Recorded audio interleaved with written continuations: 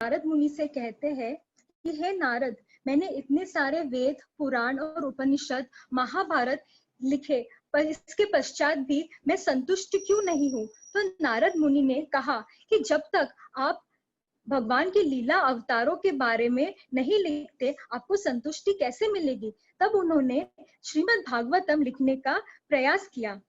तो हम देखते हैं कि श्रीमद् भागवतम में वैकुंठ लोक में एक बार ब्रह्मा के 4 पुत्र, 4 कुमार जाते हैं। तब द्वारपाल वहां पे उनसे अच्छा व्यवहार नहीं करते। तो ये जो सनत कुमार होते हैं वो तपस्वी होते हैं, वो छोटे छोटे बालक होते हैं, वो कपड़े भी नहीं पहनते, तो उन्हें कुछ आता नहीं था, तो वो ऐसे ही मिलने चले जाते।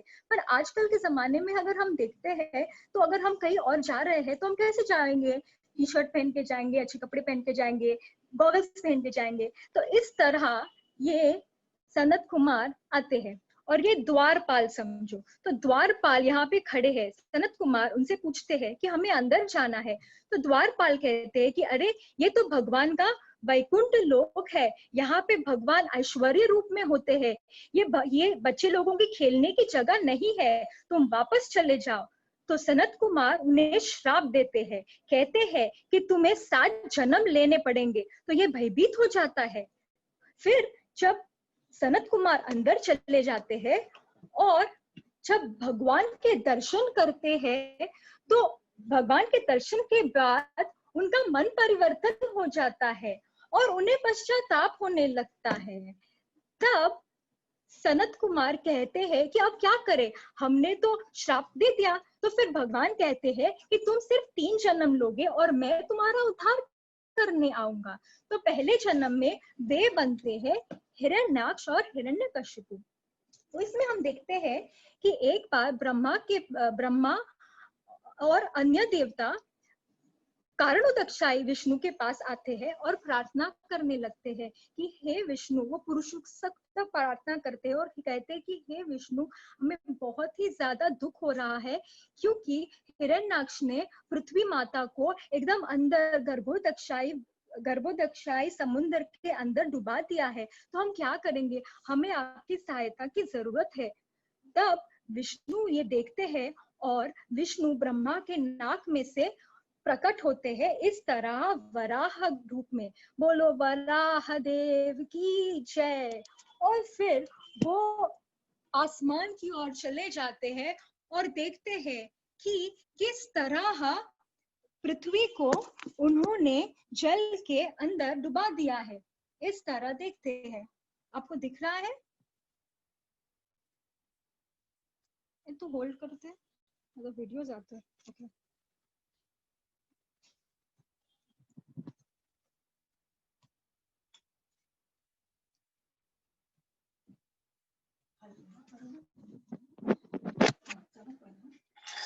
फिर भगवान पृथ्वी को अपने सर पे लेते हैं और पृथ्वी को ऊपर उठा के बराबर स्थानित रूप में रखते हैं और इतने अच्छे से रखते हैं कि सूरज के बहुत नजदीक भी नहीं और बहुत दूर भी नहीं। नजदीक रखेंगे तो वो जल जाएगी और दूर रखेंगे तो हमें बहुत ठंडी लग जाएगी। तो इस तरह वराह रूप पृथ्वी का समाधान करते हैं। फिर आता है मत्स्य अवतार। सत्यव्रत ऋषि एक बार गंगा में स्नान करने जाते हैं। तो जब गंगा की पूजा करते हैं तब उनके हाथ में एक मछली आती है। तो मछली कहती है कि हे राजन, मुझे बचाओ, मुझे पानी में अंदर मत डालो। तो राजन कहते हैं क्यों, क्या हुआ? तो वो कहती है कि अन्य मछलियां मुझे खा जाएंगी। तो राजन कहते हैं ठीक है, कोई बात नहीं, मैं राजा हूँ और मैं तुम्हें सहायता दे सकता हूँ। तो वो उनको एक गमले में डाल देते हैं, छोटे से गमले में डालते थे, तो लगता है कि ठीक हो जाएगा। तो एक ही दिन में वो मछली इतनी बड़ी बन जाती है और वो कहती है कि हे राजन, मुझे ये गमला बहुत छोटा पड़ रहा है, मुझे बड़ा गमला चाहिए। वो बोलते हैं ठीक है, मैं तुम्हें बड़ा गमला देता हूँ। थोड़े दिन बाद वो और इतनी बड़ी हो जाती है। वो कहती है, हे राजन, मुझे और बड़े गमले की जरूरत है, मुझे और बड़ा गमला चाहिए। थोड़े ही दिन बाद, देखते ही देखते, ये मछली एकदम विराट रूप लेती है। इतना विराट रूप कि सत्यव्रत मुनि देखते रहते हैं कि ये कौन है। वो कहते हैं कि हे जीव, तुम हो कौन? तुम कोई साधारण जीव नहीं हो, अपना परिचय दो। तो वो कहती है कि मैं भगवान विष्णु स्वयं हूँ। 7 दिन के बाद प्रलय होगा और तब तुम मेरे साथ आ जाओगे। तो ये क्या है? ये ब्रह्मा का जब एक दिन खत्म होता है तो वो विस्तार करते हैं और सारे वेदों को सुरक्षित रखने के लिए भगवान ये अवतार लेते हैं। तो ये है वेद जो भगवान के मुंह के बाहर, जो ब्रह्मा जी के मुंह के बाहर आ जाते हैं। इसीलिए उन्होंने ये रूप लिया। उसके बाद सारे ऋषि मुनि, सब ऋषि मुनि अपना बिस्तर बांध के चले जाते हैं, सारे पशु चले जाते हैं, सारे हाथी घोड़े सब लोग जाते हैं और एक नाव में बैठे रहते हैं। और फिर मत्स्य अवतार उन सबको एक सुरक्षित स्थान में लेके जाते हैं। बोलो मत्स्य अवतार की जय।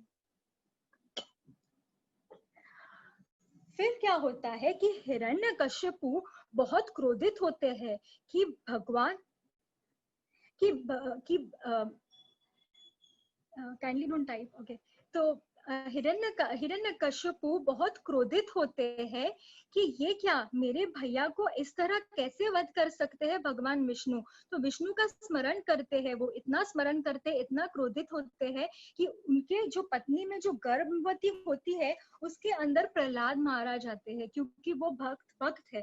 तो वो बहुत क्रोधित होते हैं और फिर वो ब्रह्मा की तपस्या करना शुरू करते हैं।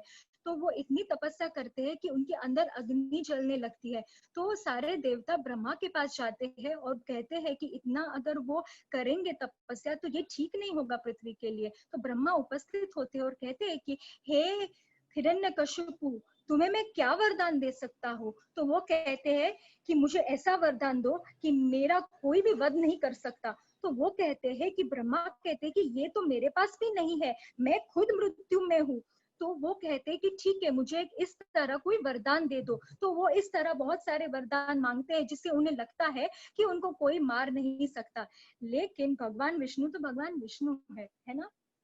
उसके बाद जब हिरण्यकशिपु वापस आते हैं तो प्रहलाद महाराज जो जन्म ले चुके होते हैं उनको पूछते हैं कि तुम पाठशाला में क्या पढ़ रहे हो। तो प्रहलाद महाराज उत्तर देते हैं कि श्रवणम कीर्तनम विष्णु स्मरणम पाद सेवनम अर्चनम वंदनम दास्यम साख्यम आत्मनिवेदन। तो हिरण्यकशिपु कहता है कि ये सब तुम्हें कौन सिखा रहा है यहाँ पे। तो सारे गुरु आते हैं, कहते हैं कि नहीं नहीं, हम इनको ये सब नहीं सिखा रहे। तो वो कहते हैं कि ये कुछ नहीं चलेगा और इनका तुमको वध करना पड़ेगा। तो कभी उसे जहर मारकर वध किया जाता है, कभी उसको हाथी के नीचे कुचल कर, तो कभी कांटों के नीचे में, तो कभी जहरीले दूध के द्वारा। लेकिन प्रहलाद महाराज को कभी कुछ भी नहीं हुआ। वो हमेशा नमो भगवते वासुदेवाय, ओम नमो भगवते वासुदेवाय का स्मरण करते होते हैं। फिर एक दिन ऐसा आता है कि हिरण्यकशिपु कहता है कि तुम्हें ऐसी कौन सी शक्ति है जो तुम्हें बिल्कुल भयभीत नहीं कहता, तुम अभय कैसे हो गए हो। तो वो कहते हैं कि ये सब विष्णु का कमाल है, जो आप में तत्व है वही तत्व मुझ में है। तो वो कहते हैं कि क्या विष्णु तुम्हारे इस खंबे में है। वो कहते हैं हाँ, विष्णु ये खंबे में भी है। तो हम देखेंगे कि कैसे हिरण्यकशिपु अभी आते हैं और प्रकट होते हैं। तव कर कमल वरे नखा अद्भुत श्रृंगार दलिता हिरण्यकशिपु तनु भृंगा।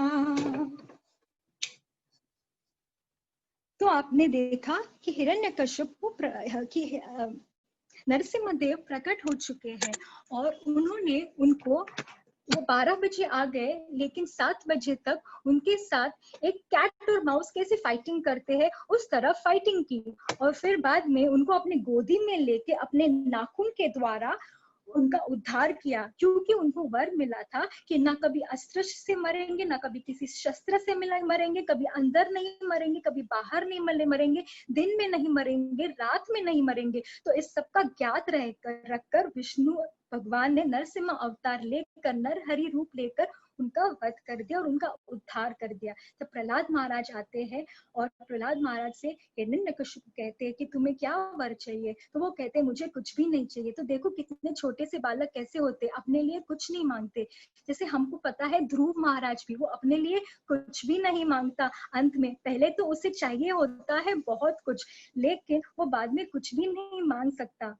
तो आइए इसकी कहानी सुनते हैं। तो जब ध्रुव महाराज अपने पिता के गोदी में बैठना चाहते हैं, तब उनकी माता कहती है कि तुम्हें तो विष्णु का स्मरण करना पड़ेगा पहले, क्योंकि उनकी जो सौतेली माँ है उनको बिल्कुल नहीं अच्छे लगते थे ध्रुव महाराज। तो बाद में वो जंगल में जाते हैं और नारद मुनि से मिलते हैं। नारद मुनि उनको विष्णु स्मरण कहते हैं करने को। तो इस प्रकार नारद मुनि के ज्ञान से वो स्मरण करते हैं और अष्टांग योग का उपयोग करते हैं। अपने एक टांग में खड़े होके न खाते न पीते थे और अपने सांस को भी नियंत्रित रख के वो विष्णु का स्मरण करते हैं और अपने हृदय में विष्णु को देखते हैं। और अचानक एक दिन वो हृदय से चले जाते हैं और सामने प्रकट हो जाते हैं।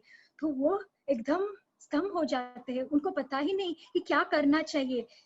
और इस प्रकार जब विष्णु आते हैं तब उनको ये शंख के द्वारा उनके ऊपर शंख रखते हैं और सारे वेदों का स्मरण करते हैं और भगवान उनको ध्रुव लोक प्रदान करते हैं। तो इस तरह हमें समझना चाहिए कि भगवान से हमें कुछ मांगना नहीं चाहिए। जब हम मांगते हैं तो भगवान दे देते हैं, लेकिन जब जब नहीं मांगते तो वो आपको बहुत कुछ देते हैं। तो बाद में हम आते हैं गजेंद्र मोक्ष की ओर। तो जब गजेंद्र एक बहुत बड़ा हाथी था, लेकिन इसके पहले के जन्म में वो राजा इंद्रद्युम्न था। तो राजा इंद्रद्युम्न एक बार सरोवर में जाते हैं, नदी के सरोवर में स्नान करने के लिए। तो जब वो स्नान करने के लिए जाते हैं तब तो एक बड़ी मगरमच्छ आ जाती है, और इतनी बड़ी मगरमच्छ आ जाती है और उनके पैर को वो काटती है। इस तरह मगरमच्छ आती है और पैर को काट देती है। और वो बेचारे गजेंद्र कितनी बार कोशिश करते हैं कि इस किस तरह मैं छुड़वाऊं, मेरे पैर किस तरह छुड़वाऊं। तो वो अन्य छोटे छोटे जो उनके साथ जो बालक होते हैं उनको कहते हैं कि मेरी सहायता करो, मेरी सहायता करो। लेकिन अन्य बालक उनके कुछ नहीं कर सकते, वो कुछ भी नहीं कर सकते। वो हथनी को भी पूछते हैं, हथनी भी कुछ भी नहीं कर सकते। सारे उनके मित्र होते हैं वहां पे, लेकिन कोई कुछ नहीं कर सकता।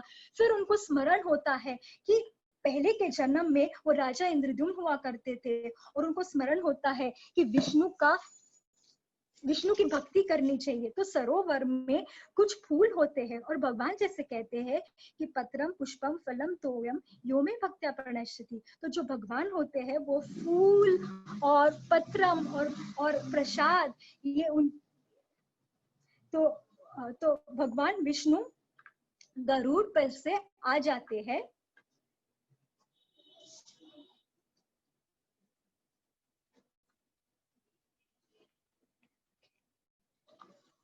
भगवान इस तरह गरुड़ पर सवारी करके आ जाते हैं तुरंत।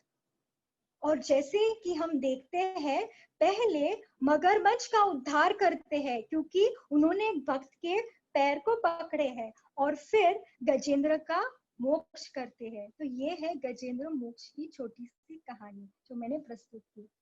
फिर हम चलते हैं रामलीला की ओर। तो रामलीला में भगवान जब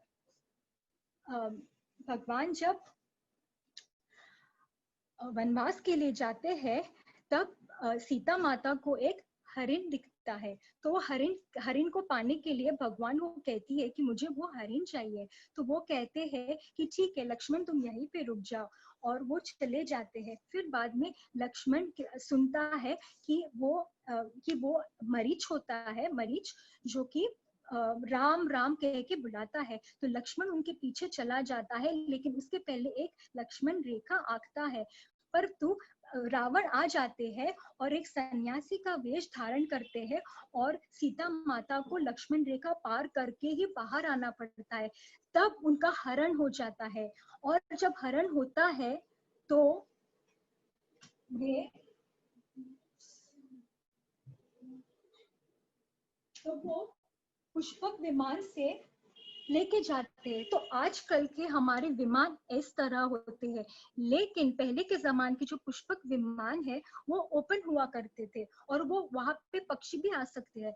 तो वहां पे जटायु आते हैं और जटायु इतना बड़ा उनकी भक्ति जागृत होती है और माता सीता को बचाने के लिए वो क्या कुछ नहीं करते। उन्हें पता है कि मेरे प्राण चले जाएंगे, परंतु क्या करूं मैं। तो राम जी जब आते हैं और जटायु की जब दशा देखते हैं तो उनके सारे पंख जो निकले होते हैं, तो वो कहते हैं कि तुम्हारी ये हालत किसने की है। वो कहते हैं कि रावण आए थे और रावण ने सीता हरण किया है और तुम यहाँ पे चले जाइए।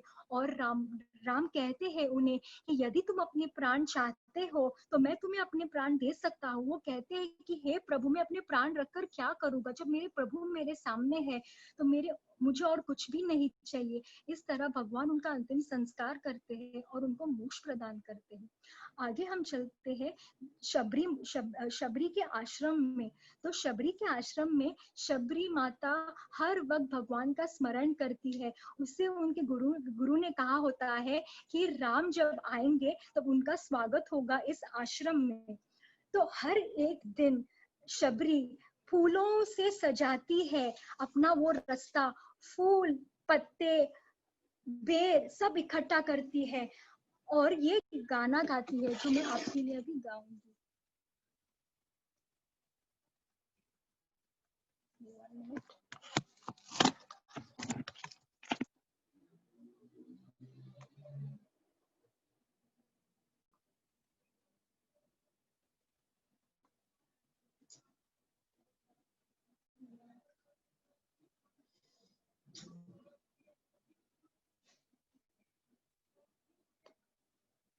कुछ नहीं है।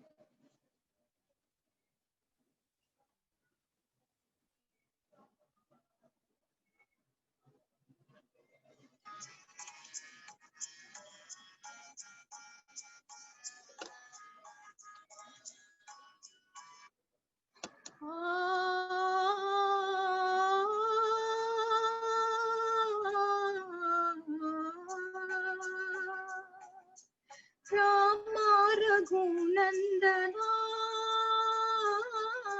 रामा रघुनंदना, आश्रमातया कथिरे येशील, आश्रमातया कथिरे येशील, रामा रघुनंदना, रामा रघुनंदना, रामा रघुनंदना।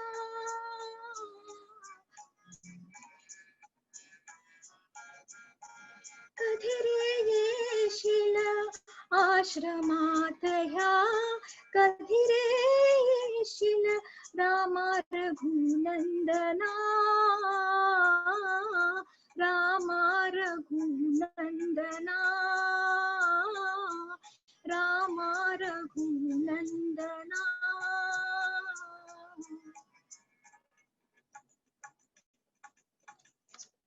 मीनाहिल्या श्रापित नारी, मीनाहिल्या श्रापित नारी, मीन जानकी राजकुमारी, दीन रानटी वेडी शबरी, वेडी शबरी, तुझ्या पदांचे अखंड चिंतन, तुझ्या पदांचे अखंड चिंतन, ही माझी साधना, रामा रघुनंदना, रामा रघुनंदना। आश्रमातया कधिरे येशील, आश्रमात ह्या कधी रे येशील रामा रघुनंदना रामा रघुनंदना रामा रघुनंदना।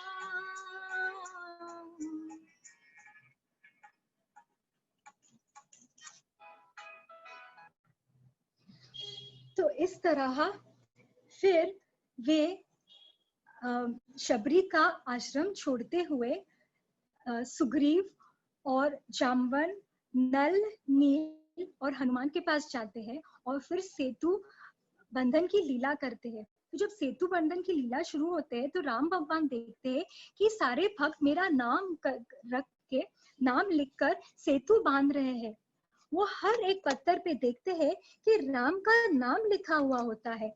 तो भगवान कहते हैं, देखते हैं कि मेरा नाम में इतनी ताकत है या मुझ में ताकत है, तो वो कहते हैं कि चलो मैं भी एक पत्थर डाल के देखूं। तो जब वो पत्थर डालते हैं तो पत्थर तो तैरता नहीं है, वो तो डूब जाता है। तो वो देखते हैं कि कोई देख तो नहीं रहा है। तो जब हनुमान देखते हैं और वो कहते हैं कि मैंने तो देख लिया है, वो बोलते हैं कि तुम किसी को बताओ मत। वो कहते हैं कि भगवान ये तो आपकी लीला है कि जब आपका नाम कोई लिखता है तो संसार के भवसागर से वो पार हो जाता है। सांसारिक ये भवसागर से वो पार करते हैं, लेकिन आप अगर किसी को छोड़ देंगे तो वो तो डूब ही जाएगा। तो इस तरह हमें समझना चाहिए कि भगवान के नाम में बहुत ताकत है और वो हमारा संसार रूपी समस्या को सुखा देंगे और हमें भागवत धाम का रास्ता दिखा देंगे। फिर बाद में वो रावण और कुंभकर्ण का वध करके सीता को वापस लेकर अयोध्या जाते हैं और फिर राज करते हैं वहां पे। उसके बाद हम आते हैं कृष्ण लीला में। तो कृष्ण लीला में एक बार भूमि देवी ब्रह्मा और आदि देवता के साथ कारणोदक्षा विष्णु के पास जाती है और कहते हैं कि ये सारे असुर हम पर बहुत पीड़ा दे रही है, हमको बहुत पीड़ित कर रहे हैं और कंस हमें बहुत पीड़ित कर रहा है, तो हमारे लिए कुछ करना, कुछ तो करो। तो भगवान कहते हैं कि मैं स्वयं आऊंगा। तो जब कंस और देवकी और वासुदेव एक बार रथ पे जाते हैं तो ऊपर से आकाशवाणी होती है।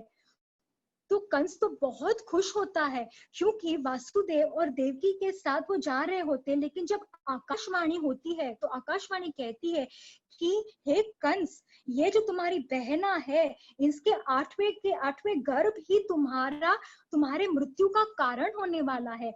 जब ये सुनता है तब वो कंस बहुत भयभीत होने लगता है और वो क्रोधित होता है और वो देवकी के बाल खींचने लगता है। तब वासुदेव कहते हैं कि हे कंस, तुम्हारे तो 8वें गर्भ की पीड़ा है। तो मैं सत्यवादी हूँ और मैं तुम्हें विश्वास दिलाता हूँ कि मैं तुम्हें सारे के सारे पुत्र दे दूंगा। तो वो कहते हैं ठीक है, पर नारद मुनि जो है वो कहते हैं कि तुम्हें पता ही नहीं कौन सा 8वां है, कौन सा पहला है, कौन सा तीसरा है, सारे के सारे देवता है। तो इसीलिए वे उसे एक कैद में बंद करते, जिस तुम्हें दिख रहा है ये कैद है, इस कैद में उन्हें बंद कर देते हैं। और जब 8वां गर्भ आता है तो भगवान प्रकट हो जाते हैं। बोलो कन्हैया लाल की जय। जब भगवान प्रकट होते हैं तो अपने पूर्ण पुरुषोत्तम रूप में प्रकट होते हैं और वो कहते हैं कि मुझे आप गोकुल लेके चलो। और जब वो उठाते हैं तो सारे जो चौकीदार होते हैं, जो गार्ड्स होते हैं, वो नींद में चले जाते हैं और वो चले जाते हैं गोकुल में। और गोकुल में एक प्यारी सी कन्या होती है, बहुत ही प्यारी सी कन्या।